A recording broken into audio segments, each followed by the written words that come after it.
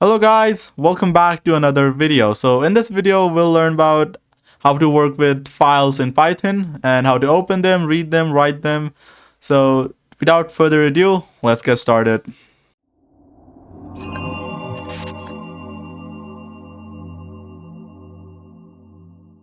Let's first understand what is actually file handling. So let me give you an example. Ever played a game that stores your progress or use an app that remembers your settings? That's file handling in action. File handling is how programs store and retrieve data from the files, so information does not disappear when the program closes, right? In Python, we can create files. This can be any files, let's say txt, text files. We can also create CSV files. We can create JSON files, etc., right? Now, we can also open them.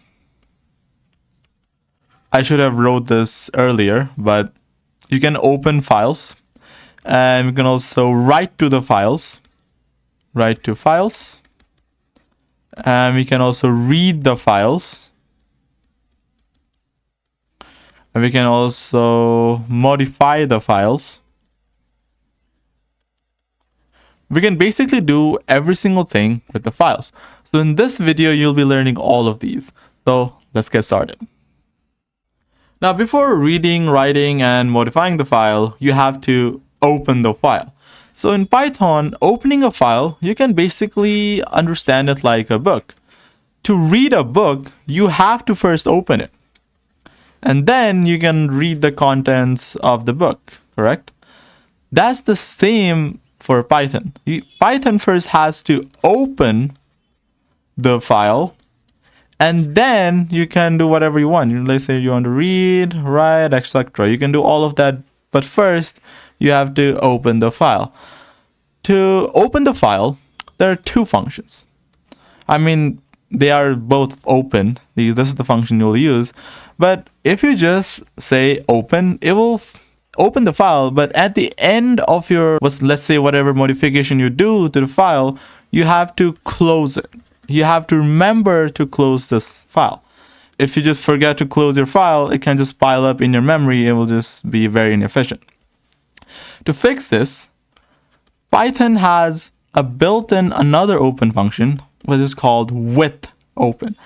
So with this, you don't have to close the file. Whatever code you write under it, right? Whatever code you write under it, after you finish writing this block of code, it will automatically close the file. So you don't have to remember like every time to close the file. So let's go to VS Code and see how it actually works. Now let's start by creating a file. So I'll create a text file named sample.txt, and I will write hello world in this file. After that, let's try to open this file from the Python. So for that, what we'll do is use the open function. We'll create a variable that will represent the open file. We'll use open function. So there are two parameters you have to pass through this function. First one is the name of your file. In this case, ours is sample.txt. And second one will be the mode in which you want to open the file. So first, we'll learn how to open file in read mode. So we'll do R. R is for read mode. And then here we will now read from the file. So there are three methods we will learn, three read functions that we'll learn in this video. One is read function, and one is read line function,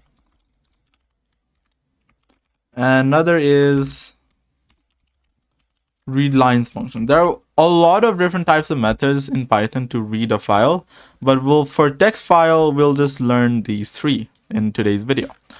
Now we'll create another variable here, which will store the red string. We will do A is our open file. So we'll do A.read,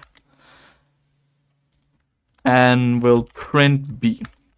So if we print B and run this program, it should print hello world. So let's see. As you can see, it prints hello world. Boom. Now here, we forgot to do one thing that I said was very, very important when opening a file. Do you remember it? if you answered closing the file, then you are correct. We forgot to close the file. So what we'll do is do a.close. And with that, file is closed, as you can see. So always remember to close the file. Okay. What we'll do here is learn about other functions like read. We already learned what is read. We'll also look at read line and read lines. So what are the differences between these three functions? So if I add multiple lines, let's say hello, I'll say hi, I'll do again goodbye, I guess. There are a total of 3 lines in this file. If I use the read function, as you can see, it will print all 3 lines at once. If I do read line now, oh, look at there. It just prints 1 line from the file. What if I increase the amount of read lines? Let's say B versus C equals a.read line. I'll do print C. As you can see, it prints the second line. So you can use read line when you want to individually read first line and then second line, then third line. You can, do that. Now, what are read lines? What is read lines? Now, if I do read lines, close this and cut this.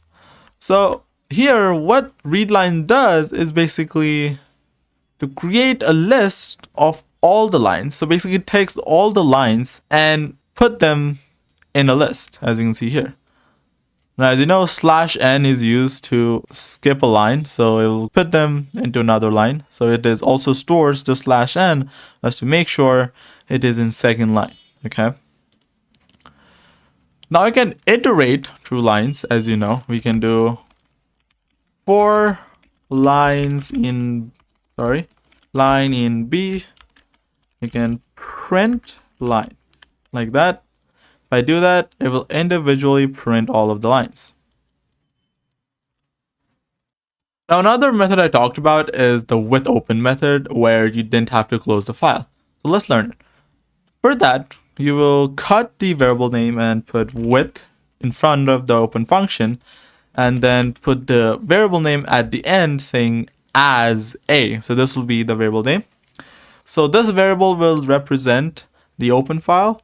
And I'll put a colon after that and push the readline function inside the open function with open function, saying this readline function is inside of with open function. So after opening the function readline, and when this block of code gets executed, which is inside the with open function, just automatically close the file. So I'll cut this. And after that, let's print B here. Let's print B. As you can see, it works the same way. So we can also loop it inside, saying if I cut this, do 4 line in B and print. We'll do print B, line. It will just work the same way, because this for loop is inside this file which has been opened in current moment. After the loop has terminated, this will come out of the loop, and since there's no other code after the for loop, it will just automatically close the file. Now, another thing you should know is when you're reading from a file, you should make sure that file exists. Like in this case, our sample.txt does exist in the same folder as this file, correct? What if I delete this file? If I delete this file and try to read from a non-existent file, see what happens. It throws a file not found error. So when you're reading from a file, always make sure that file exists. Otherwise, it will lead to an error. Okay? With that said, let's move on to how to write to a file. For that, let's recreate the sample.txt here. This time I will not write anything directly because we'll be writing through our code. We'll use with open because now that I've learned with open, use it. We'll do sample.txt, and this time we'll open this file. This time we'll open it in write mode, so W for write mode. There are other modes, but let's not talk about that in this video, okay? And we will do as file, and I will do file dot write. So write is the function that is used to write to a file. There are others like write. In this video, we'll talk about the write function and the write lines function. So we'll talk about these two functions in this video, okay? We'll do write, and let's give what we need to write. Let's say we want to write hello world. With that said, let's make sure it's executed. So we'll do successfully written or something like that. And we'll run the code. As you can see, it says it's written. Let's see, it worked. Let's say we want to write something else like hello world, this is code in. We'll run it. And as you can see, so you noticed one thing. It completely overrode what we said. Let's say we do subscribe to code. Okay, if you do that and run this code, it overrode the previous string completely to the file. So that's what write does. You have to remember that when you open a file in write mode, completely overwrites the existing text file to whatever you wrote from the code. You have to always make sure that, okay? So for the write line method, basically what it does is, let's say you have a list of things you want to write. So say list to write. We'll create a variable, and this will be a list that I want to write. So the first thing that I want to write in the first line, so you have to take individual lines. We'll do this. This is the line 1. We will give it the new lines special character to make sure it is written in the next line. Otherwise, it won't be written in the next line. Okay, I'll copy this entire string and I'll paste it 2 times because I'll make 3 lines. So this will be line 1, this is line 2, and this is line 3. So now what I'll do is put, instead of write function, I'll use the write lines function and pass our variable from it. If I do that, as you can see, it says this worked. So as you can see, it worked. I didn't change it. Okay, let me recreate that. Let me recorrect that and cut. And now as you can see, it is written. That is how write lines works, right? It basically writes from the list. There is no write line in Python, okay? There is write and write lines. So write lines, basically what it does is write individual lines of string from a list to the file. Now, another thing I forgot to mention is whenever you're opening a file from write mode, let's say if the file that you're opening, if it doesn't exist, it would throw an error in read mode, right? But when you open it from a write mode, even if the file does not exist, it will create that file. As you can see, a sample.txt has been created here and will write whatever the user told it to write. Same goes for write function. Let's see, I use write and write hello world and delete the existing sample.txt here and open it. It will automatically create a new sample.txt just to write whatever user told it to do.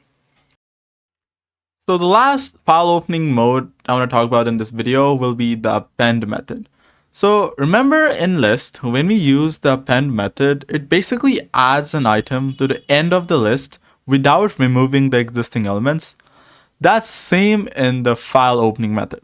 So when we use the append mode, it does not overwrite the file completely. So write mode overwrites whatever that is written in the file, right? Let's say you're making a game and you want to save your scores and you don't want your previous scores to get wiped out. That's where you use the append method.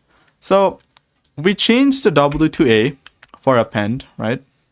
We open it and we have appended hello world, but let me cut this and add a new line special character just to make sure the whatever we're printing, gets separated by each line. So we will run this and go here. It has been appended. Let's run it again. As you can see, it did not overwrite the previous text that was already written in this file.